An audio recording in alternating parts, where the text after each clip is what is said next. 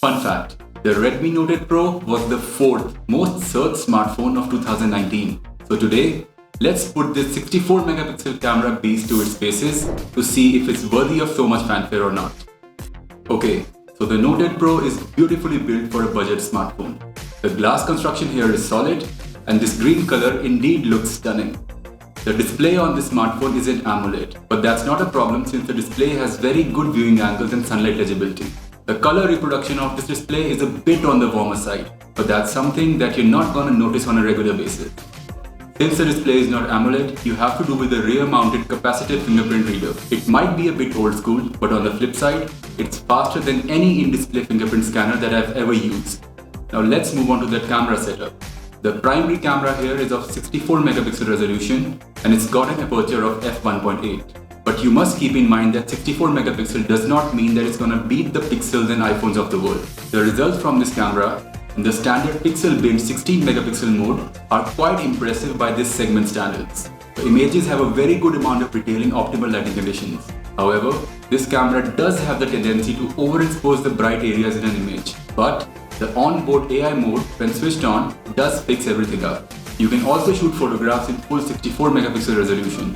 But in this mode, since the individual pixel size is much smaller, you do see a loss in detail in photographs. So, 64 megapixel mode is best reserved for those photographs which you want to get physically printed. The phone also has a dedicated night mode and it gets passable results. It's not amazing, and like most budget phones, you have to keep your hand really stable if you want to get usable images. The videos taken from the main camera also have a good amount of detail. However, the thing that's quite impressive here is the stabilization, specifically at 1080p 30 frames per second. The secondary 8 megapixel ultra wide angle camera obviously does not capture as much detail as the main camera. However, just see how wide it is when compared to the main camera. So in this case, it's a really fun option to have. For casual social media photography, it's gonna take some very impressive landscapes. Again, the lighting conditions should be optimal though. Similarly, there is a 2 megapixel macro camera, which is far from being high resolution, but when used the right way, it can give you some very interesting results. Up front in that notch lies a 20 megapixel selfie camera, which takes some pretty well-detailed selfies. Moving on, the processing power on the Redmi Note 8 Pro is provided by the MediaTek Helio G90T chip, which is a gaming-focused chip. And by sub 20,000 rupees smartphone standards, the G90T is a really powerful chip. So consequently, the Note 8 Pro can play some pretty graphic-intense games like PUBG with negligible frame drops. So it goes without saying that for gamers on a budget, the Note 8 Pro is a very interesting option.